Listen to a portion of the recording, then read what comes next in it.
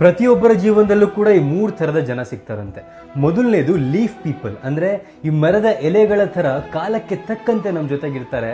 ಕಾಲ ಬದಲಾದ ಹಾಗೆ ಆ ಎಲೆಗಳು ಹೇಗೆ ಉದುರು ಬೀಳ್ತಾವೋ ಅದೇ ತರ ಈ ಸಂಬಂಧಗಳು ಕೂಡ ಉದುರೋಗ್ತವೆ. ಇನ್ನು ಎರಡನೇದು ಬ್ರಾಂಚ್ ಪೀಪಲ್, ಅಂದ್ರೆ ಈ ಮರದ ಕೊಂಬೆಗಳ ತರ ಕಷ್ಟ ಸುಖದಲ್ಲಿ ನಮ್ಮ ಜೊತೆಗೆ ಇರ್ತಾರೆ.